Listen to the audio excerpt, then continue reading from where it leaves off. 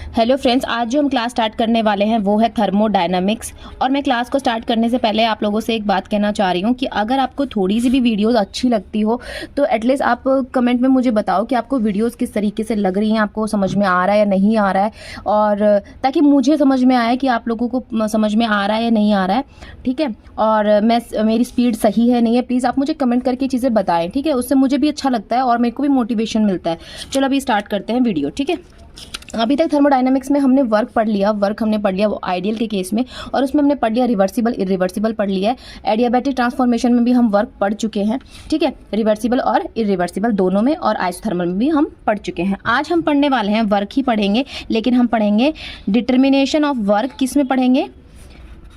Work Q del you, ये हम पढ़ेंगे कौन किस में? फॉर वंडरवॉल गैसेस के लिए पढ़ेंगे। हम पढ़ेंगे आज वंडरवॉल गैसेस के लिए कि वंडरवॉल गैसेस के लिए क्या होगा। ठीक है, गैसेस के लिए वर्क की वैल्यू क्या होगी, क्यू की वैल्यू क्या होगी, डेल यू की वैल्यू क्या होगी। देखो यहाँ पे ना मैं आपको डेरिवेशन नहीं कराऊंगी क्योंकि डेरिवेशन कोई नहीं पूछता है, और डेरिवेशन कराने से फिर क्या होता है, टाइम ज़्यादा वेस्ट होता है। तो मैं आपको समझा देती हूँ। ठीक है, थोड़ा सा कि आपको सिर्फ फॉर्मूला याद रखना है, क्योंकि वंडरवॉल गैसेस में क्या होते हैं, फॉर्मूले बहुत बड़े बड़े हैं।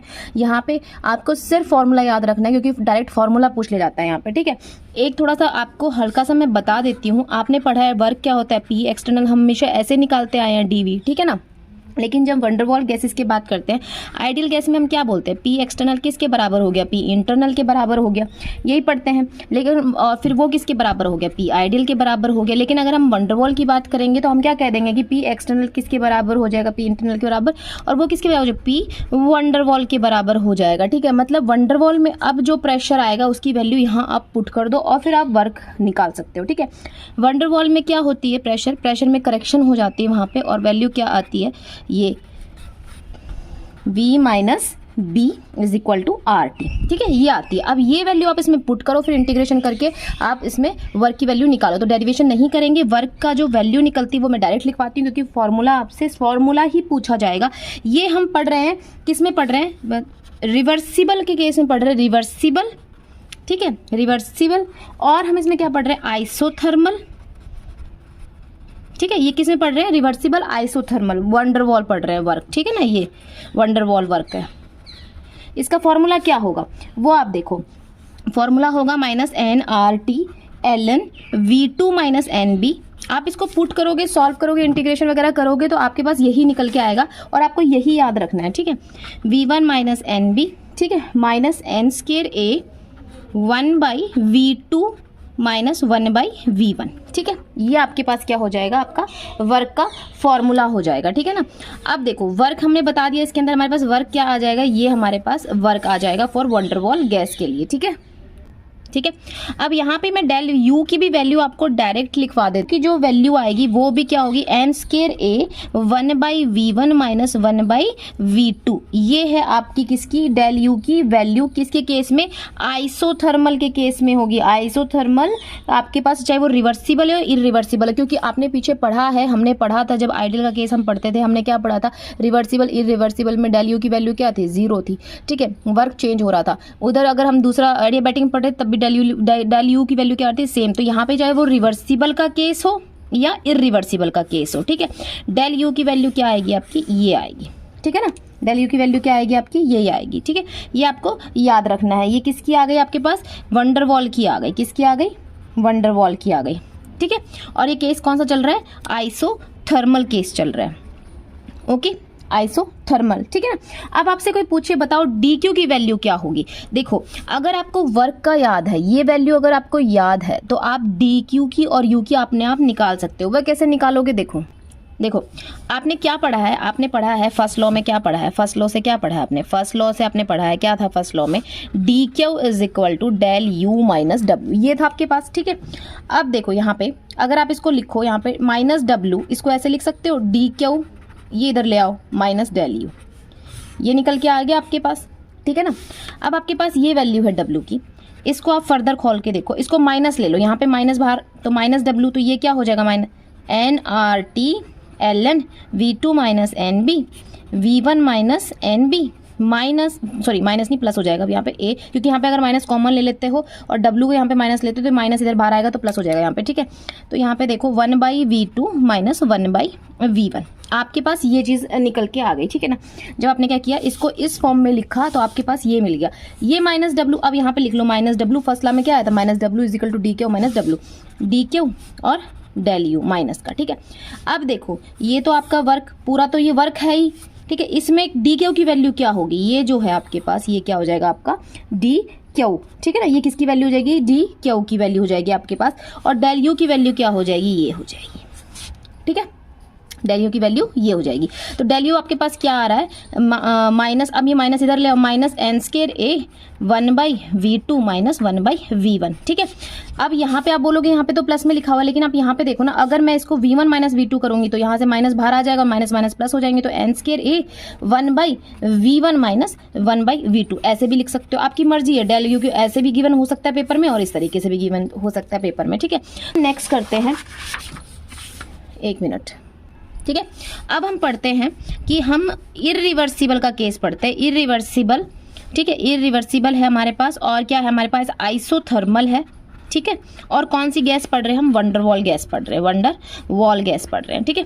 वंडरवॉल गैस पढ़ रहे हैं, उसमें अगर हम इरिवर्सिबल का केस लेते हैं और उसमें अगर हमसे कोई पूछे कि डी क्यू की वैल्यू क्या होती है तो आप कैसे निकालोगे।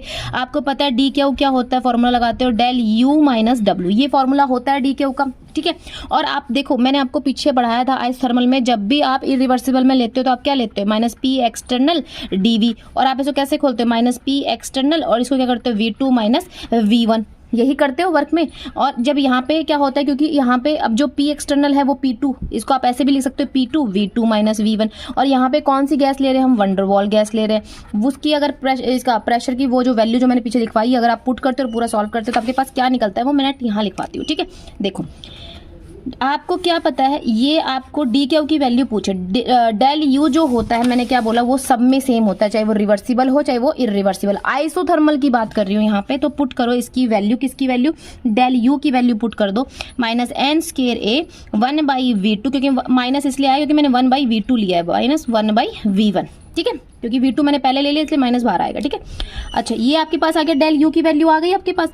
वर्क क्या होता है, वर्क होता है माइनस पी एक्सटर्नल डीवी, पर यहाँ पे माइनस है तो माइनस माइनस प्लस और पी एक्सटर्नल डीवी, ये हुआ यहाँ पे, ठीक है, क्योंकि हम डी क्यू की वैल्यू निकाल रहे हैं, ठीक है। अब देखो यहाँ पे मैंने क्या बताया था आपको, यहाँ पे मैं यहाँ पे लिखवाई देती हूँ आपको, यहाँ पे क्या है P2 V2 माइनस V1। अब आपके पास जो यहाँ पे जो प्रेशर आप निकाल के लाओगे वो क्या आएगा आपका, वो आपको NRT V2 माइनस NB, ठीक है, minus N square A by V square, और ये क्या है V2 माइनस V1, ठीक है, V2 माइनस V1। तो ये आपके पास वर्क की इरिवर्सिबल, वर्क किसमें है, इरिवर्सिबल, ठीक है, और वंडरवॉल और आइसोथर्मल, ठीक है ना, ये आएगा आपके पास वर्क आएगा, समझ गए। अब देखो यहाँ पे हमने क्या कर दिया कि वर्क की वैल्यू यहाँ पुट कर दो, यहाँ कर दोगे तो आपके पास डी क्यू आ जाएगा, और डेल यू आपके पास इरिवर्सिबल में आपको पता ही है इरिवर्सिबल रिवर्सिबल में सेम होता है, minus N square a 1/v2 minus 1/v1 plus आपके पास क्या आ जाएगा, ये रख दो यहाँ पे NRT V2 माइनस NB, क्योंकि यहाँ पे तो ये माइनस में आएगा, करोगे मैंने क्या बोला, वर्क क्या होता है, यहाँ पे ये माइनस है तो ये वैल्यू प्लस हो जाएगी, तो आप क्या लिखोगे यहाँ पे, minus N square A by V square और V2 माइनस V1, ये आपके पास आ गया है, ठीक है, ये आपके पास आ गया। ये किसकी वैल्यू आ गई, डी क्यू की वैल्यू आ गई आपके पास, किसकी, डी क्यू की वैल्यू आ गई है। तो आपको पता चल गया, आप एक चार्ट बना लेना, मैं पिछली बार ही बोला था आपको, एक चार्ट बनाना और उसमें लिख लेना कि डब्ल्यू क्यू और डेल यू की वैल्यू आप निकाल रहे हो, किसके लिए निकाल रहे हो, वंडरवॉल गैस के लिए निकाल रहे हो, वंडरवॉल गैस के लिए निकाल रहे हो, किसके केस में लिख रहे हो, रिवर्सिबल के केस में, आइसोथर्मल के केस में, ठीक है, और इरिवर्सिबल के केस में, आइसोथर्मल के केस में, ठीक है ना। तो W क्या आ गया उसमें, W मैंने आपको लिखवाया था। रिवर्सिबल की अगर आप बात करते हो W क्या होता है, minus NRT ln V2 minus NB V1 minus NB minus N square a 1/v2 minus 1/v1। ठीक है, ये देखो यही तो था, यही तो, ये आप यहाँ लिख लो। इसके बाद क्यू की वैल्यू क्या आई थी, बहुत छोटी जगह कर दी मैंने, कुछ ज़्यादा छोटा लिख दिया। आप देख लो इसमें क्यू की जो वैल्यू मैंने निकलवाई थी यहाँ पे, डेल यू की वैल्यू आपको निकलवा दी। क्यू क्या था आपके पास, ये था, तो आप क्या करो क्यू की वैल्यू को ये वाली वैल्यू यहाँ पुट कर लो आपके पास। ठीक है, और डेल यू की वैल्यू क्या थी, ये थी, ये आप यहाँ पुट कर लो। ठीक है, और अब इरिवर्सिबल में क्या होगा, डेल यू की वैल्यू तो सेम आएगी, यहाँ पे क्यू की वैल्यू क्या आएगी, जो मैंने यहाँ पे निकलवाई है इतनी बड़ी है जो ये यहाँ पे ये आएगी, और वर्क क्या आएगा, वर्क ये आएगा आपके पास। ठीक है, अब आप खुद देखो इतने बड़े बड़े फॉर्मूले हैं, तो इतने बड़े फॉर्मूले तो आपके पास वैसे ही नहीं आएंगे। हाँ, फॉर्मूला पूछ सकता है, फॉर्मूला पूछ सकता है, क्वेश्चन नहीं आएगा इस पर कि कोई न्यूमेरिकल आएगा, नहीं, डायरेक्ट फॉर्मूला पूछ सकता है। और जहाँ तक भी चांस है ना, तो आपसे ये आइसोथर्मल का ही केस पूछेगा। ठीक है, आइसोथर्मल में डेल यू पूछ लेता है, पूछा हुआ क्वेश्चन है, ये पूछ लेता है। ठीक है, और वर्क भी पूछा हुआ क्वेश्चन है, ये पूछ लेता है। तो आप याद रखना ये चीज़ें, ये कर लेना। ठीक है, अब नेक्स्ट हम पढ़ते हैं इसके अंदर। ठीक है, अब देखो, अब हम पढ़ते हैं एडियाबैटिक का केस, एडियाबैटिक का केस। ठीक है, एडियाबैटिक है और हमारे पास कौन सी गैस है, वंडरवॉल गैस है, वंडरवॉल गैस है। ठीक है, वंडरवॉल गैस है। अब इसमें देखो, इसमें आपको पता है फॉर्मूला क्या लगता है, क्योंकि यहाँ पे क्या होता है, डी क्यू क्या होता है, 0, डी क्यू क्या होता है, डेल यू माइनस डब्ल्यू। तो डेल, अब ये तो क्या हो गया आपके पास, 0 हो गया, तो डेल यू किसके बराबर हो जाएगा, डब्ल्यू।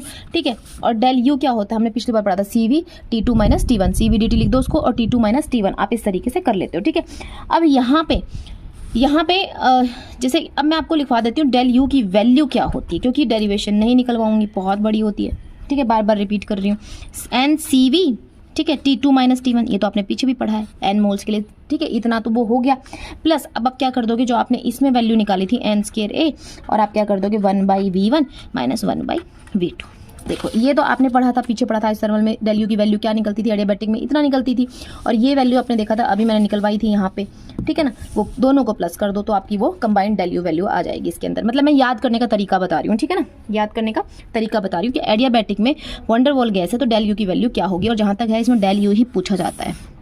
ठीक है, क्यों, क्योंकि डेल यू किसके बराबर, डब्ल्यू के बराबर, तो डब्ल्यू भी क्या हो जाएगा इस तरीके से। ठीक है, और डेल क्या हो गया, डी क्या हो गया, डी का क्या हुआ आपका 0। तो आपके पास तीनों वैल्यू निकल के आ गई ना, तो आप इसको इतना ही याद रखो। ठीक है, यहीं तक कर लो आप इसको, और अब हम करते हैं नेक्स्ट। ठीक है ना, तो ये आपका हो गया, यहाँ पे ये केस हो जाएगा आपका रिवर्सिबल का। ठीक है, इरिवर्सिबल का नहीं, कोई नहीं पूछता क्वेश्चन, आप इतना याद रखो। इसमें डेल यू की वैल्यू क्या हो जाएगी, ये क्यू की वैल्यू क्या होगी 0, डब्ल्यू क्या हो जाएगा, वो डेल यू के बराबर होता है। ठीक है ना, तो यहाँ तक आपको समझ में आया। एक चीज़ और मैं आपको यहाँ पे कॉन्सेप्ट बता देती हूँ कि जैसे अगर आ जाए कभी भी एडियाबैटिक, क्या बात आ जाए, एडियाबैटिक फ्री एक्सपेंशन, ये मैं अलग से बता रही हूँ, मेरे को याद आया, मैं पीछे बता नहीं पाई थी, एक क्वेश्चन कर रही थी मैं, उसमें आया था। अगर ऐसा केस आ जाए और पूछ ले आपके पास डब्ल्यू की वैल्यू क्या होगी, डेल यू की वैल्यू क्या होगी, क्यू की वैल्यू क्या होगी। ठीक है ना, ठीक है, तो आप कैसे करोगे, free expansion of ideal gas. ठीक है, तो आप कैसे करोगे इसको, आप करोगे क्योंकि आपको पता है एडियाबैटिक, समझना एडियाबैटिक है, मैंने क्या बोला, एडियाबैटिक में डी क्यू 0 होता है, क्या हो गया, डी क्यू 0 होता है। ठीक है, और ऊपर से मैं किस चीज़ की बात कर रही हूँ, फ्री एक्सपेंशन की बात कर रही हूँ। मैंने फ्री एक्सपेंशन में क्या कहा था, आपको पीछे पढ़ाया था, मैंने बताया था फ्री एक्सपेंशन का केस आ जाए तो पी एक्सटर्नल जो होता है, एक्सटर्नल प्रेशर होता है, वो 0 जाता है, तो वर्क क्या हो जाएगा आपका 0 हो जाएगा। तो अब देखो फर्स्ट लॉ से D Q is equal to U minus W, तो यहाँ पे क्या आ जाएगा, ये देखो ये भी 0 और ये भी 0, तो ये क्या आ जाएगा 0। तो मतलब तीनों टर्म, ये भी 0, ये भी 0 और ये भी 0। ये क्वेश्चन इतने छोटे छोटे क्वेश्चन आपसे पूछ लिए जाते हैं, तो आपको ये ध्यान रखना है। इसलिए मैं कह रही थी जैसे जो कॉन्सेप्ट आप मैंने पीछे समझा दिए हैं उनको ध्यान रखो, क्योंकि वही अप्लाई करने पड़ेंगे। आपको पता नहीं होगा कि एडियाबैटिक में DQ 0 होता है, तो आप कैसे करोगे क्वेश्चन, आपको नहीं पता होगा कि फ्री एक्सपेंशन में क्या होता है, एक्सटर्नल प्रेशर 0 हो जाता है तो वर्क 0 होता है, तो आप क्वेश्चन नहीं कर पाओगे। इसलिए जो मैंने पीछे पढ़ाया है उसको अच्छे से पढ़ लो। ठीक है ना, तो यहाँ तक हमारे पास वर्क हमने समझ चुके हैं, वर्क हमने कर लिया, हीट कैपेसिटी क्या हमने कर ली। ठीक है, अब हम पढ़ते हैं आपके, अब नेक्स्ट टॉपिक वो है इंटरनल एनर्जी के बारे में, इंटरनल एनर्जी के बारे में। ठीक है ना, ठीक है, ठीक है, देखो अब हम स्टार्ट कर रहे हैं नेक्स्ट टॉपिक जो हमारा है वो क्या है, इंटरनल एनर्जी के बारे में। ठीक है, इंटरनल एनर्जी के बारे में। ठीक है, ठीक है, इंटरनल एनर्जी क्या होती है, हम इसको कह सकते हैं कि energy required by the system to prepare its internal state, उसे हम क्या कहेंगे, इंटरनल एनर्जी।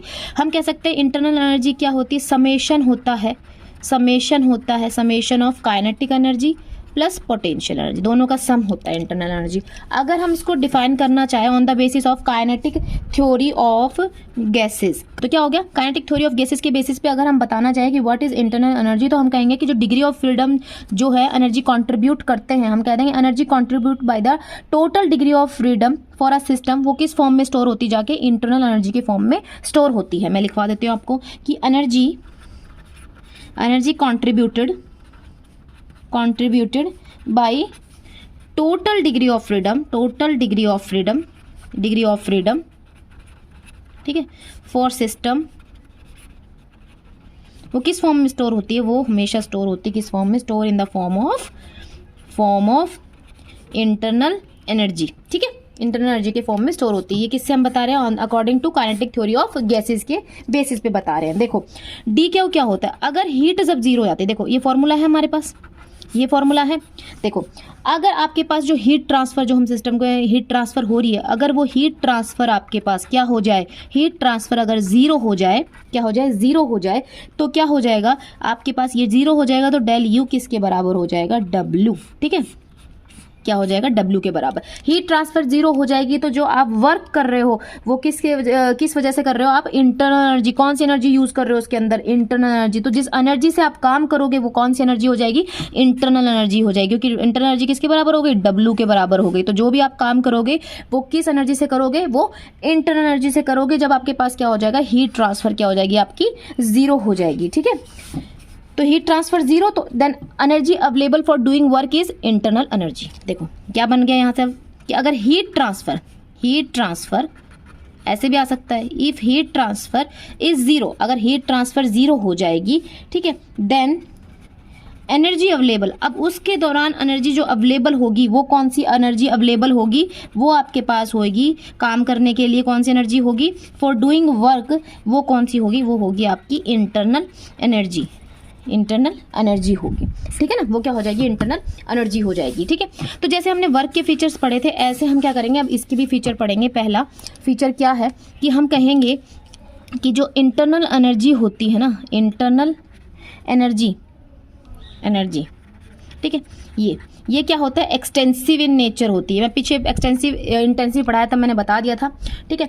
ये क्या होती है, एक्सटेंसिव, मैंने बोला था जितनी भी एनर्जीज होती है मैंने ली, वो क्या होती है, एक्सटेंसिव इन नेचर होती है। तो डेल यू क्या हो जाएगा आपका, एक्सटेंसिव इन नेचर। तो ये इसके फीचर्स पढ़ा रही हूँ मैं आपको, क्या कर रही हूँ, फीचर्स पढ़ा रही हूँ इंटरनल एनर्जी के। हर एक पॉइंट इंपॉर्टेंट है, ये छोटा सा पूछ लिया जाता है। एक्सटेंसिव इंटेंसिव के जो क्वेश्चन आते हैं उसमें ये दे देते हैं, डेल यू क्या होगा, जी क्या होगी, टेम्परेचर क्या होगा, इंटेंसिव एक्सटेंसिव क्या होगा। तो ये हमारे पास जो है इंटरनल एनर्जी वो कैसी है, एक्सटेंसिव इन नेचर है, मतलब वो किस पर डिपेंड कर रही है, वो नंबर ऑफ मोल्स पे डिपेंड कर रही है। समझ रहे हो आप, किस पर डिपेंड कर रही है, नंबर ऑफ मोल्स पे डिपेंड कर रही है। सेकंड पॉइंट कि यू जो होता है, मैंने आपको ये भी पढ़ा चुकी हूँ, you is a state function. Internal energy क्या होती है, स्टेट फंक्शन, वो इनिशियल और फाइनल स्टेट पर डिपेंड करती है। तो इसका इंटीग्रल यू कहीं भी क्वेश्चन में गिवन हो तो ये भी सही है, ठीक है ना। थर्ड अगर हम पढ़ेंगे तो थर्ड में हम बोलेंगे कि जो इंटरनल एनर्जी, अगर हम आइडियल केस की बात करते हैं, किसकी, आइडियल गैस की बात करते हैं, आइडियल गैस की बात करते हैं, तो आपको पता है आइडियल गैस में क्या होता है, डी यू क्या होता है, सी वी डी टी होता है। आपको पता है आइडियल गैस में इंटरनल एनर्जी जो होती है, यू जो इंटरनल एनर्जी होती है किसका फंक्शन होती है, वो टेम्परेचर का फंक्शन होती है। मतलब क्या हुआ, अगर टेम्परेचर अगर आपका चेंज होगा, टेम्परेचर अगर आपका जो भी होगा तो आपका यू भी चेंज होगा। अगर टेम्परेचर जीरो नहीं है तो यू भी आपका जीरो नहीं है, मतलब वो किस पर डिपेंड कर रही है, इंटरनल एनर्जी क्या हो गई, फंक्शन ऑफ टेम्परेचर हो गई, ठीक है ना। Internal energy is a sole function of temperature, ठीक है। तो ये 3 पॉइंट्स आपको समझ में, ओके। मैं एक बार आपको समझा देती हूँ। आपने मैक्सवेल इक्वेशन पढ़ी है, मैक्सवेल इक्वेशन बहुत इंपॉर्टेंट, उनको याद रखना, उनसे बहुत सारे क्वेश्चन सॉल्व हो जाते हैं। वो डी यू के लिए क्या होता है, TDS माइनस PdV, यही होता है। आपने ये बनाते हो, सत्य प्रकाश वेरी टायर्ड, यही करते हो, बता रखा है मैंने, Satya Prakash very tired. 1 minute, ठीक है।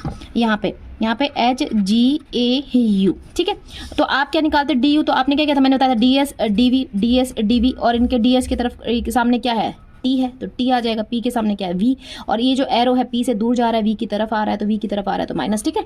तो ये मैक्सवेल इक्वेशन मैं आपको बता चुकी हूँ। यहाँ पे देखो, हमने बोला कि ये सोल फंक्शन ऑफ टेम्परेचर, हमने मान लिया इसको डिवाइड कर दिया, हमने इसको DT से डिवाइड कर दिया, ठीक है। ये DT से डिवाइड करने के बाद हमारे पास क्या हो जाएगा, DU by DT is equal to TDS।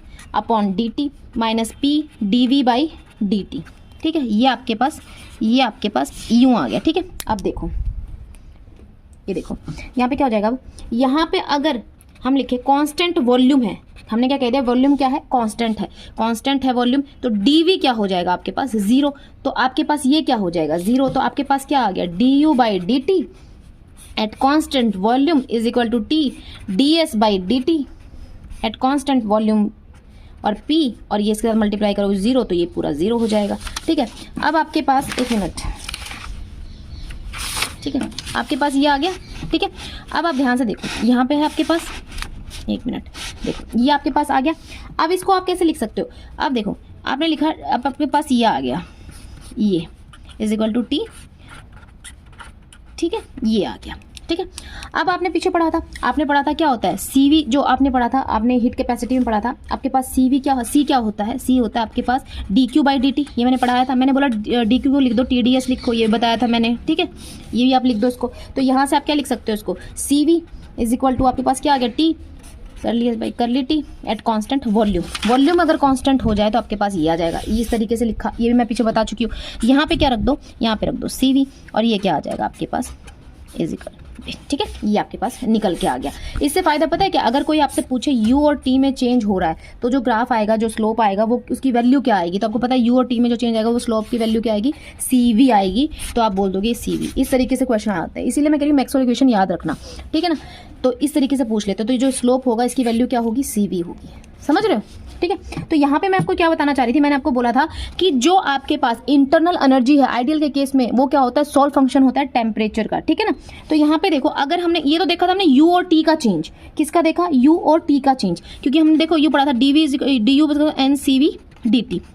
ठीक है, ये पढ़ा है हमने, तो यहाँ से भी डायरेक्ट निकाल लो आप, du बाई डी टी, वो किसके बराबर हो जाएगा, CV के बराबर हो जाएगा एट कांस्टेंट वॉल्यूम। ठीक है, अब आप इसको डायरेक्ट लिख सकते हो, यहाँ से भी इस फॉर्मूले से भी लिख सकते हो, सेम चीज़ है। ठीक है ना, अब देखो अगर हम देखें किसका चेंज, U का अगर हम देखें V के साथ चेंज देखें, U का किसके साथ देखें, V के साथ चेंज देखें, U का V के साथ चेंज देखें, तो हमने बोला del U by del V। ठीक है, अगर ये बात करें आइडियल के लिए तो वो हमेशा 0 होता है, याद रखना। डेल U बाई अगर P के साथ चेंज देखें, ठीक है, P के साथ चेंज देखें तो आइडियल में वो भी 0 होता है। क्यों, क्योंकि मैंने कहा U is a sole function of temperature, U सिर्फ टेम्परेचर के साथ ही चेंज होगा, U सिर्फ टेम्परेचर के साथ ही चेंज होगा, बाकी किसी के साथ चेंज नहीं होगा। इसीलिए क्या होगा, ये भी 0 और ये भी 0। अगर हम U को V के साथ, अगर U का V के साथ अगर हम रिलेशन देखें, U के V के साथ क्या चेंज होगा वो देखें, तो यहाँ पे क्या होगा, 0। ये याद रखना, ये पूछ लेते हैं क्यों 0 होगा, क्योंकि हमने बोला कि आइडियल के केस में U is a sole function of temperature. ठीक है, ये याद रखना, U is a sole function of temperature, इसीलिए वो सिर्फ टेम्परेचर के साथ चेंज होगा, बाकी किसी के साथ चेंज नहीं होगा। तो ये याद रखना, ये इंपॉर्टेंट है। यहाँ पे किसके बराबर है, CV के। ठीक है, फोर्थ फीचर हमारे पास इंटरनल एनर्जी का क्या होगा कि the value of internal energy, कि इंटरनल एनर्जी की जो वैल्यू है, इंटरनल एनर्जी अगर हमने पढ़ा था काइनेटिक थ्योरी ऑफ गैसेस की बेसिस पे, कि जो value of internal energy can be may also be obtained by, ठीक है, हम इसको obtain कर सकते हैं किससे, by using energy contributed by degree of freedom, contributed by degree of freedom से जो एनर्जी कंट्रीब्यूट होती है उससे हम क्या कर सकते हैं, उससे हम इंटरनल एनर्जी की वैल्यू निकाल सकते हैं। हम कह सकते हैं कि internal energy it is the summation of energy that was contributed by the total degree of freedom. ठीक है ना, तो उससे भी हम उसको निकाल सकते हैं। ठीक है, अब देखो कैसे निकाल सकते हैं, आपको पता है U जो लीनियर के केस में होता है, इंटरनल एनर्जी अगर लीनियर केस में होती है वो क्या होती है, 3 × 1/2 RT plus 2 × 1/2 RT plus 3n-5 × 0। ठीक है, ये क्या होता है, ये होता है vibrational degree of freedom, vibrational में होता है। ये क्या होता है, ये रोटेशनल में होता है डिग्री ऑफ फ्रीडम में, और ये ट्रांसलेशनल।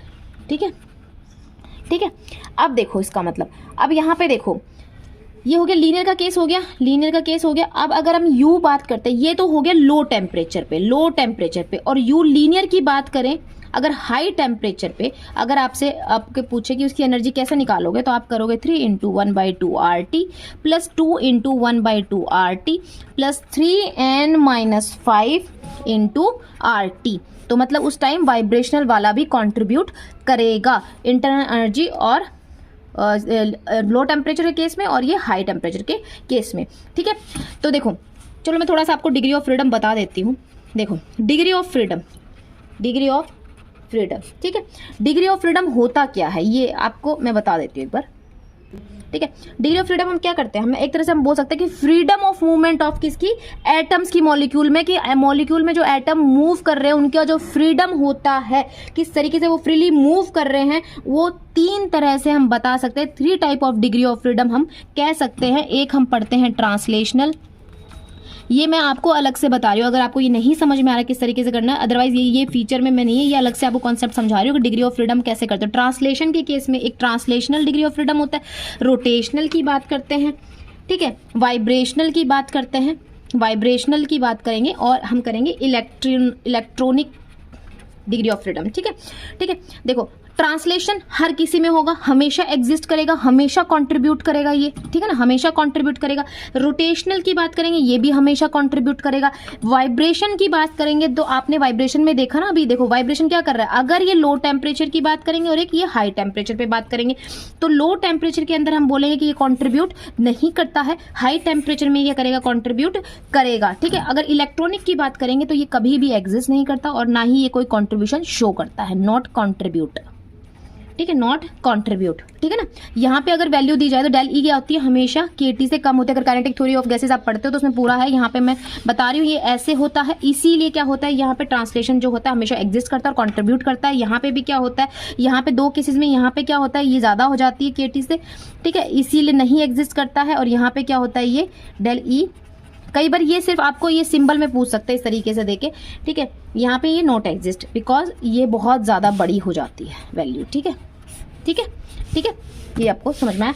देखो आप ट्रांसलेशन डिग्री ऑफ फ्रीडम आप निकालते कैसे हो, देखो ट्रांसलेशनल डिग्री कौन से, translation degree of freedom, translation T for translation, degree of freedom निकालने का तरीका क्या है। देखो लीनियर के केस में याद रखना, लीनियर केस में हमेशा इसकी वैल्यू 3 होती है, नॉन लीनियर केस में भी इसकी वैल्यू 3 होती है, याद रखना। अगर आप रोटेशन निकालोगे, रोटेशन डिग्री ऑफ फ्रीडम निकालोगे तो लीनियर के केस में 2 होती है, नॉन लीनियर के केस में क्या होगी, 3 होगी। अगर आप वाइब्रेशनल डिग्री ऑफ फ्रीडम निकाल देते हो वाइब्रेशनल की, तो लीनियर के केस में क्या होता है, 3n-5 होता है और नॉन लीनियर के केस में क्या होता है, 3n-6 होता है। ठीक है, ये याद रखना, ठीक है ना। ठीक है, देखो अब यहाँ पे ध्यान दो, अगर हम तो टोटल डिग्री फ्रीडम कैसे निकालते हैं, कभी कोई पूछ ले कि टोटल डिग्री ऑफ फ्रीडम कैसे निकालोगे। टोटल डिग्री ऑफ फ्रीडम जो होता है हमारे पास वो होता है 3n, और ये n जो हमारे पास होता है ये नंबर ऑफ एटम्स मॉलिक्यूल में कितने हैं, number of atoms in the molecule में नंबर ऑफ एटम्स कितने हैं। ठीक है ना। तो गाइज वीडियो बीच में बंद हो गई थी और मैंने ये करवा दिया था, अब मैं सोच रही हूँ दोबारा ना लिखूँ, इसी में बताती हूँ। देखो मैंने आपको बताया था किस तरीके से यहाँ पे कि ये सारी वैल्यूज आ जाती हैं, ठीक है, फिर आप यहाँ पे वैल्यू पुट करोगे यहाँ पे, ठीक है, आप टोटल इंटरनल एनर्जी कैसे निकालोगे, हर जो डिग्री ऑफ फ्रीडम कंट्रीब्यूट करता है उनका सम कर दो, ठीक है। तो ट्रांसलेशन कितना करेगा, लीनियर केस में 3 होता है, 3 कंट्रीब्यूट कितना करेगा 1/2 RT, her degree of freedom कितने कंट्रीब्यूट करता है 1/2 RT करता है, ठीक है। यहाँ पे भी क्या हो जाएगा, इसको 2 रोटेशनल, क्योंकि रोटेशनल लीनियर की बात करें तो 2 कंट्रीब्यूट करता है, तो यहाँ पे क्या हो जाएगा 2 और यहाँ पे क्या हो जाएगा इतना ये कंट्रीब्यूट कर रहा है, ठीक है। और यहाँ पे क्या होगा 0 इसलिए कंट्रीब्यूट करता है, लो टेम्परेचर के ऊपर वाइब्रेशनल डिग्री ऑफ फ्रीडम कोई एनर्जी मतलब कोई कंट्रीब्यूशन नहीं करता है। वो क्यों नहीं करता, क्योंकि vibrational degree of freedom temperature पे बहुत ज़्यादा डिपेंड करता है। जब टेम्परेचर बहुत कम हो जाएगा तो वो कंट्रीब्यूशन नहीं करेगा, ठीक है, और टेम्परेचर हाई होगा जब भी वो कंट्रीब्यूशन करेगा, ठीक है। तो यहाँ पे ये देखो, अगर हम इसको नॉन लीनियर केस में निकालेंगे तो नॉन लीनियर केस में क्या करोगे आप, देखो नॉन लीनियर में ट्रांसलेशन कितने होते हैं 3 होते हैं, लीनियर में नॉन लीनियर में रोटेशनल कितने होते हैं 3 होते हैं, नॉन लीनियर में वाइब्रेशनल कितने होते हैं यहाँ पे आपके, देखो यहाँ पे आपके पास वाइब्रेशन क्या होगा 3n-6 होता है, ठीक है ना, 3n-6 वाइब्रेशनल होते हैं आपके पास। ये लो टेम्परेचर पे कोई कॉन्ट्रीब्यूशन नहीं करेगा, हाई टेम्परेचर पे कॉन्ट्रीब्यूशन करेगा, ठीक है। फिर हम जो पढ़ रहे थे अभी इसमें वो पढ़ रहे थे variation of U with V की, यू जो है वो वी के साथ किस हिसाब से वेरी करेगा। तो मैंने आपको बोला कि यहाँ पे हम क्या करेंगे, सबसे पहले ये यहाँ पे स्क्वायर बना लेंगे और फिर हम करेंगे इसके अंदर सत्य प्रकाश वेरिएट ऐड करके, और यहाँ पे हम यू का वेरिएशन देखेंगे। तो मैक्सवेल इक्वेशन याद रखो, मैक्सवेल इक्वेशन क्या होती है, वो ये होती है, ठीक है ना। वो क्या होती है, वो हमारे पास ये होती है, ठीक है, ये होती है। अब देखो यहाँ पे, अब यहाँ पे किसके साथ वेरी करवाना है, v के साथ वेरी करवाना है, तो du by dv dds by dv ये रख लो यहाँ पे। आपने देखा यहाँ पे क्या आ जाएगा, du बाई dv, ये यहाँ पे एज इट इज आ जाएगा और dv dv कट के 1 हो जाएगा। ये आपके पास इक्वेशन ये बनी है एक, ठीक है ना, ये आपके पास आ गई है। अब अगर हम बात कर रहे हैं यहाँ पे कि constant temperature at constant temperature की बात करें तो यहाँ पे ये क्या हो जाएगा, डी यू किस में हो जाता है, del U by del V. जब भी कांस्टेंट की बात लगाते हैं तो टी इज इक्वल टू हमारे पास क्या आ गया यहाँ पे टी और del S by del V at constant temperature T, ठीक है, माइनस पी। ये आ गया हमारे पास, ठीक है, ये आ गई हमारे पास वैल्यू। अब देखो यहाँ पे हमने फिर से सत्यप्रकाश वेरी टायर्ड लगाया, सत्यप्रकाश वेरी टायर्ड, ठीक है, और यहाँ पे देखो S by V, del S by del V क्या होगा, एस बाई वी, तो मैंने क्या बोला उसके सामने देखा करो क्या है, पी बाई टी। तो आप इसको कैसे लिखोगे, इसको लिखोगे curly U by del V T is equal to T, और यहाँ पे क्या लिखोगे, D P by D T, ठीक है, डी पी बाई टी, और पी ऊपर है तो कांस्टेंट कौन सा आएगा, वी आएगा, क्योंकि यहाँ पे एस ऊपर था तो हम कांस्टेंट क्या लेते हैं, इसके सामने वाला लेंगे, टी लेंगे, ठीक है, और ये आ जाएगा माइनस यहाँ पे पी। तो हमारे पास ये आ गई इक्वेशन, और this is the first thermodynamic equation of state. क्या है ये, first thermodynamic equation of state, first thermodynamic equation of state है ये है हमारे पास, और ये बहुत बहुत बहुत इंपॉर्टेंट है, ये बहुत ज़्यादा इंपॉर्टेंट है, ये याद रखना, ठीक है। इसको इस तरीके से आपको फॉर्मूला दे सकते हैं, आपसे पूछ सकते हैं कि बताओ first thermodynamic equation of state क्या होती है, तो वो ये होती है। इस फॉर्म में भी दे सकते हैं या आपको इस फॉर्म में भी दे सकते हैं, ठीक है, ये भी थर्मोडायनामिक इक्वेशन ऑफ स्टेट है। समझ रहे हो आप मेरी बात। तो आपको यहाँ से क्या समझ में आई, ये इक्वेशन जो हमारी निकली है, ये वाली इक्वेशन जो हमारी निकली है, ये वाली, ठीक है, first thermodynamics equation of state जो हमारे पास टीवी माइनस पी, ये जो निकली है, इसका काम क्या होता है, इससे हमें क्या पता चलता है, इस इक्वेशन से हमें ये पता चलता है कि किसी भी गैसियस इक्वेशन के लिए कि u जो है वो v के साथ वेरी कर रहा है या नहीं कर रहा है, ये बताती है इक्वेशन, ठीक है ना। देखो अब इसके अंदर मैं 4 पॉइंट आपको इंपॉर्टेंट लिखवा देती हूँ। जब भी अगर आपके पास बात आती है, देखो अगर आपके पास कभी भी ये हो कि बताओ, देखो del U by del V की value at constant temperature ideal gas के लिए क्या होगी, किसके लिए, आइडियल गैस के लिए। तो मैंने पीछे बताया था कि उसमें सिर्फ यू जो होता है वो वेरी करता है किसके साथ, टेम्परेचर के साथ वेरी करता है, वी के साथ वेरी नहीं करता, तो इसकी वैल्यू क्या होती है, ज़ीरो। क्या होती है, ज़ीरो,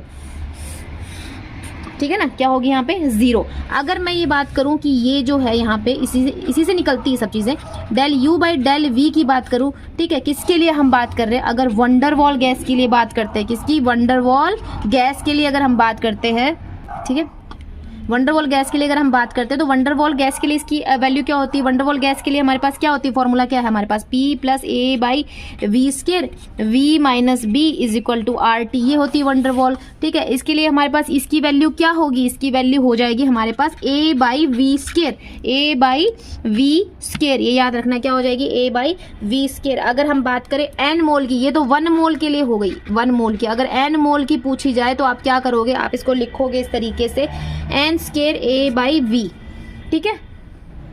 और अगर इसकी वैल्यू किसके लिए पूछ ली जाए, इसकी वैल्यू पूछ ली जाए रिड्यूस्ड वंडरवॉल के लिए, ठीक है, वंडरवॉल के लिए। तो रिड्यूस वंडरवॉल क्या होता है, जिसमें आपके पास ये होता है, ठीक है, ये आपके पास एनआरटी, ये होती है रिड्यूस वंडरवॉल इक्वेशन। और इसके लिए ये भी पूछ सकता है इक्वेशन, ये भी याद रखना, डेल यू बाई डेल, जो आपके पास अगर आपसे पूछी जाए कि वी के अंदर क्या चेंज होगा, ठीक है, तो आप इसमें भी क्या करोगे, ज़ीरो चेंज होगा। क्या चेंज होगा, del U by del V में जो चेंज होगा, यू और वी में जो रिलेशन निकालोगे क्या हो जाएगा, वो ज़ीरो हो जाएगा, ठीक है, ठीक है। तो यहाँ पे मैं आपको एक चीज़ और समझा देती हूँ, एक कॉन्सेप्ट और, कि आइडियल गैस के लिए हमने क्या बोला, अभी हमने बोला कि del U by del V जो होता है वो क्या होता है, ज़ीरो होता है, आइडियल गैस की बात करी। वंडरवॉल के लिए क्या होता है, वो A बाई वी स्केयर होता है, ठीक है।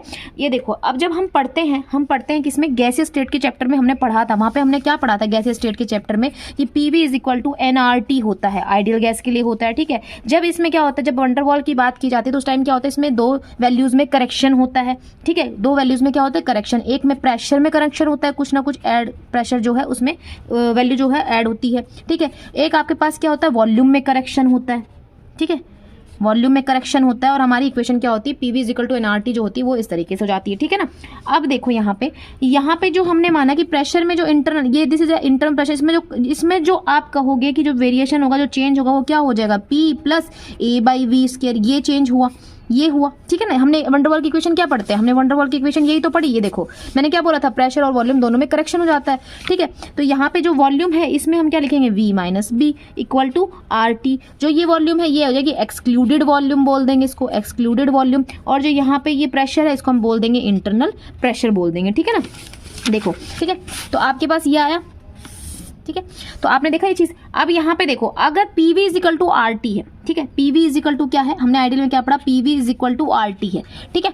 तो PV is equal to RT मतलब आइडियल केस में क्या होगा, आइडियल के केस में आपके पास जो ये है, आपके पास ये वैल्यू जो है जिसको हम इंटरनल प्रेशर बोल रहे हैं, क्या होगी, 0 होगी, ठीक है ना, क्या होगी, 0। और जो आपके पास ये वॉल्यूम है ये भी क्या होगी, 0 होगी। मतलब P प्लस आपके पास जो ये वैल्यू है ये 0 है, और V माइनस जो आपके पास यहाँ वैल्यू है वो 0 है, ठीक है ना, इज इक्वल टू RT। यही होगा इस इक्वेशन में अगर रखें तो हमें क्या मिल जाएगा, हमें मिल जाएगा PV is equal to RT।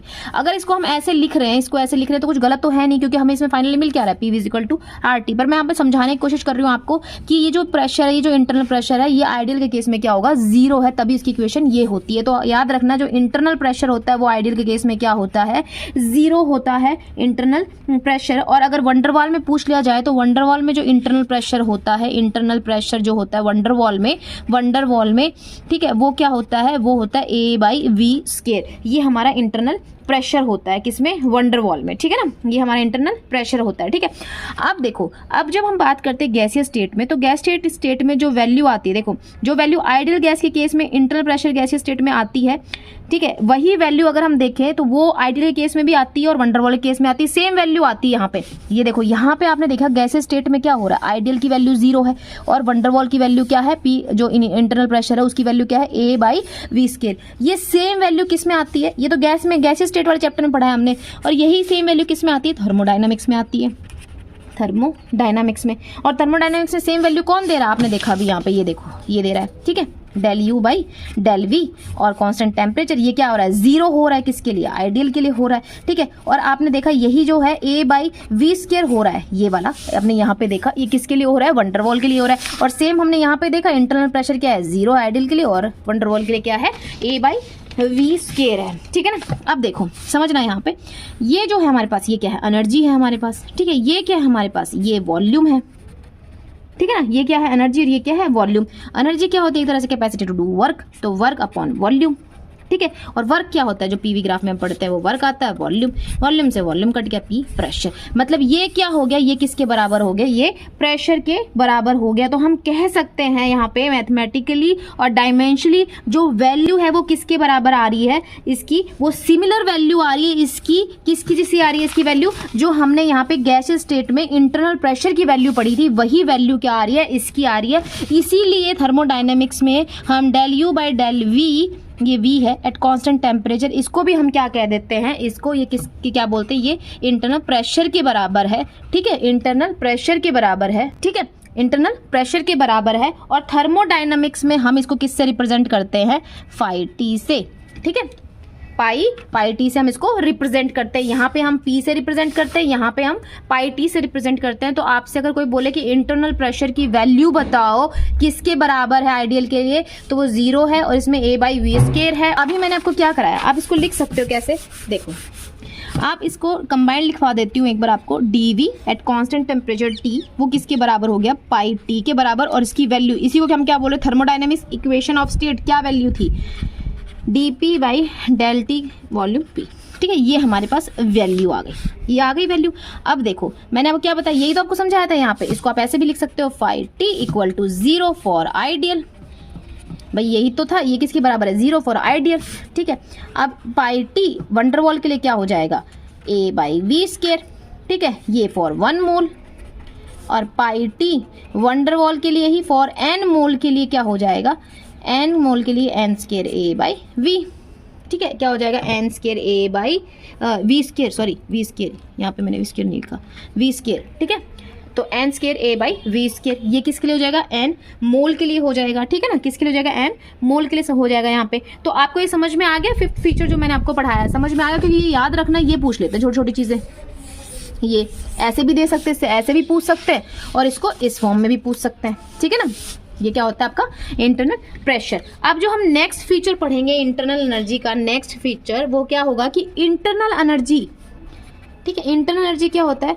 Internal energy अगर हम चेंज पढ़ रहे हैं corresponding to transformation of ideal gas और वंडरवॉल गैस, तो वो हमें क्या मिलता है? देखो ये मैं करा चुकी हूँ, क्योंकि इंटरनल एनर्जी का फीचर है तो इसलिए मुझे यहाँ पे लिखवाना पड़ रहा है। अगर इंटरनल एनर्जी का ट्रांसफॉर्मेशन पढ़ रहे हैं in case of ideal gas में, तो आप देखते हो डेल यू किसके बराबर होता है? आपने पढ़ा है D U is equal to N C V D T होता है। अब मैंने क्या बोला था, आइडियल के केस में क्या होता है? आइसोथर्मल आइडियल की बात कर रहे हैं, तो आइडियल केस में क्या हो जाएगा? आइसोथर्मल आइडियल में आइसोथर्मल की बात करी जाएगी तो क्या होगा? टेम्परेचर कांस्टेंट होगा और dt क्या होगा? जीरो। ये सब करा रखा है मैंने आपको, तो ये क्या हो जाएगा? जीरो। तो वहां पे del U ideal is equal to zero किसके केस में होगा? ये रिवर्सिबल ले लो चाहे इरिवर्सिबल का केस हो, बट याद रखना आइसोथर्मल होना चाहिए, ठीक है, और आइडियल होना चाहिए, ठीक है, ठीक है। अगर हम बात करें इंटरनल एनर्जी की बात करें, किसकी बात करें? इंटरनल एनर्जी का इन केस ऑफ एडियाबैटिक के अंदर बात करी जाए, एडियाबैटिक में, ठीक है, एडियाबैटिक में, तो हम क्या बोलते हैं? एडियाबैटिक में हमें पता है, एडियाबैटिक में del U is equal to N C V D T क्या होगा? खोल लो उसको, T2 माइनस T1 हो जाएगा। तो ये आइडियल एडियाबैटिक, एडियाबैटिक, ठीक है। और रिवर्सिबल की बात करो चाहे रिवर्सिबल की, तो वैल्यू ये आएगी, ठीक है। आपको पता है क्या वैल्यू आएगी? ये वैल्यू आएगी। मैंने आपको, ठीक है, मैंने आपको वैल्यू करवा चुकी हूँ। डेल यू की वैल्यू जो फीचर में इसलिए लिखवा रही हूँ क्योंकि ये सब पूछे जाते हैं, इंपॉर्टेंट ये फीचर्स ही है उसके। डेल यू की केस की बात करें हम किसमें? आइसोथर्मल और किसकी? वंडरवॉल की बात की जाए, चाहे वो रिवर्सिबल का केस हो या हम बोले इरिवर्सिबल का केस हो, तो क्या था वंडरवॉल में हमने निकाली थी? वो थी N square a 1/v1 minus 1/v2। ये आई थी हमें डेल यू की वैल्यू। और डेल यू की वैल्यू एडियाबैटिक अगर हम बात करें, किसकी बात करें? एडियाबैटिक की बात करें, और गैस कौन सी होनी चाहिए? वंडरवॉल गैस होनी चाहिए। तो क्या वैल्यू थी? N C v T2 minus T1 plus n square a 1/v1 minus 1/v2। हमारे पास ये वैल्यू आई थी, ठीक है ना। आपके पास इंटरनल एनर्जी की वैल्यू क्या आई थी? ये आई थी, इस केस में ये आई थी। तो ये आपको मैंने पूरे फीचर्स कराए और सारे के सारे फीचर्स इंपॉर्टेंट है, आपको याद रखने, ये फॉर्मूले याद रखने, आपसे पूछे जा सकते हैं, ये पूछा जा सकता है, ये पूछा जा सकता है, तो आप इसको याद रखो, ठीक है ना, ठीक है ना। तो अभी तक मैंने सारे फीचर्स आपको करा दिए हैं, ये ध्यान रखना। यहाँ पे ये सब ये इंपॉर्टेंट्स हैं, इंपॉर्टेंट फीचर्स हैं, इनको याद रखना, भूलना मत, क्योंकि ये पूछ ले जाते हैं। और इसमें एक चीज़ और समझ लो, अगर कभी भी किसी भी गैस के लिए अगर इंटरनल प्रेशर, अगर प्रेशर क्या हो जाए उसका? जीरो हो जाए प्रेशर, अगर प्रेशर जीरो हो जाएगा तो वो गैस कभी भी लिक्विफाई नहीं करती है, क्योंकि वहाँ पे जो फोर्स ऑफ अट्रैक्शन है वो भी क्या हो जाएगी? जीरो हो जाएगी। तो फोर्स ऑफ अट्रैक्शन जीरो हो जाएगी तो मॉलिक्यूल्स पास पास आएंगे नहीं, तो फिर वो लिक्विफाई नहीं करेगी। तो किसी भी गैस को अगर हम बात करी जाए, अगर प्रेशर जीरो हो जाए तो वो लिक्विफाई नहीं करती है, ठीक है ना, ठीक है ना। तो ये चीज़ याद रखना, ठीक है, कि किसी भी गैस का इंटरनल प्रेशर अगर जीरो हो जाता है तो वो लिक्विफाई नहीं करती। मैं लिखवा देती हूँ यहाँ पे, कोई भी एनी गैस, ठीक है, कोई भी गैस हो, अगर उसका इंटरनल प्रेशर जो हम बात कर रहे हैं ये 5T इंटरनल प्रेशर अगर वो जीरो हो जाएगा, किसी भी गैस का अगर इंटरनल प्रेशर जीरो हो जाता है तो वो गैस कभी भी लिक्विफाई नहीं करती है, ठीक है ना। और लिक्विफाई नहीं करती क्योंकि फोर्स ऑफ अट्रैक्शन क्या हो जाता है? फोर्स ऑफ अट्रैक्शन जीरो हो जाता है, इसलिए वो लिक्विफाई नहीं करती, एटम पास पास नहीं आते और वो लिक्विफाई नहीं करती है, ठीक है ना। तो ये सारे मैंने आपको करा दिए हैं। अब एक और फीचर है वो मैं कराती हूँ आपको, ठीक है। देखो यहाँ पे लिखते हैं हम नेक्स्ट 7th फीचर, ठीक है, वो क्या है? अगर हम कोई भी केमिकल ट्रांसफॉर्मेशन पढ़ते हैं, कोई भी केमिकल ट्रांसफॉर्मेशन आप कर रहे हो, तो उसमें जो डेल यू है, ठीक है, उसको हम रिलेट कर सकते हैं, मे बी रिलेट विद किसके साथ? रिलेट विद सॉरी मैं ऐसे लिख लेती हूँ, विद डेल एच, ठीक है। For any chemical reaction, for any chemical, कोई भी केमिकल रिएक्शन का हो या कोई भी केमिकल रिएक्शन में क्या हो रहा है? ट्रांसफॉर्मेशन हो रहा हो, तो वहां पे डेल यू को कैसे रिलेट करते हैं? डेल एच के साथ। फॉर्मूला मैं बता चुकी हूँ, del H is equal to del U plus del n g R T. और del n g R T क्या होता है? N product minus n reactant होता है, ठीक है, ठीक है, ठीक है। और यहाँ पे पुट करके आप उसकी वैल्यू निकाल सकते हो, जैसे कि आपको गिवन हो a प्लस 4b प्लस यहाँ पे मिल रहा हो आपको 5C, ठीक है। तो यहाँ पे आपको पता है, आपको गिवन है ये लिक्विड है, ये गैस है, ये गैस है, ठीक है। इस तरीके से आपको गिवन हो और आपसे कहा यहाँ जाए कि बताओ इसमें क्या वैल्यू आएगी, तो आप देखो यहाँ पे कैसे निकालोगे डेल एन जी की वैल्यू। आप बोलोगे एन जो मोल्स हैं किसके? गैस के मोल्स किसमें? प्रोडक्ट में, वो माइनस करेंगे एन गैस के मोल्स किसमें? रिएक्टेंट में, ठीक है। तो प्रोडक्ट में कितने हैं मोल? 5 मोल आए गैस के, हमें प्रोडक्ट तो ये है, ये रिएक्टेंट्स है, इसमें कितने? 4 और 1 5, तो 5 मोल प्रोडक्ट में 5, इसमें 5, तो डेल एन जी क्या हो जाएगा? 0, ठीक है ना। तो इस तरीके से आप वैल्यू निकाल सकते हो कि डेल एन जी की वैल्यू कैसे होगी, क्योंकि वो आगे कराती हूँ, चलो वो क्वेश्चन आगे कराती हूँ। तो आपको ये समझ में आया, इसको आप इस तरीके से सॉल्व कर सकते हो और ये फॉर्मूला आप याद रखना, इसी से क्वेश्चन सॉल्व हो जाते हैं, ठीक है ना। और डेल एन जी कैसे निकालते हैं मैंने आपको बता दिया, ठीक है। तो ये किसका फीचर है, ये भी फीचर है इंटरनल एनर्जी का 7th फीचर, ठीक है ना। कौन सा फीचर है ये, 7th फीचर, ठीक है। तो फ्रेंड्स आज की क्लास यहीं तक है और इंटरनल एनर्जी मैंने आपको कंप्लीट करा दिया कि इंटरनल एनर्जी क्या होती है, उसके फीचर्स क्या होते हैं। और आज की क्लास में अगर हम देखें तो मेरा पूरा मैंने आपको करा चुकी हूँ कि वर्क वंडरवॉल में कैसे निकालोगे, और इंटरनल एनर्जी करा चुकी हूँ। और मैंने बोला था कि 3 या 4 क्लासेस में हो जाएगा। अगर आपको बिल्कुल सिर्फ इतना ही चाहिए कि भाई मैं ज़्यादा एक्सप्लेन ना करूँ, आपको सिर्फ फॉर्मूले प्रोवाइड कर दूँ और कुछ जो कंसेप्ट है इंपॉर्टेंट वो बता दूँ, तो फिर मैं इसको 2 या 3 क्लास में इसको ख़त्म कर दूँगी। और मुझे प्लीज़ आपसे, मैं फिर से आपसे बोल रही हूँ, अगर आपको कैसा भी लगता है प्लीज़ मुझे उसका रिस्पॉन्स दीजिए, कमेंट करके दीजिए, मुझे बताइए कि आपको कैसा लग रहा है, कहाँ आपको समझ में आ रहा है या नहीं आ रहा है, वो प्लीज़ मुझे रिप्लाई करिए। Thank you.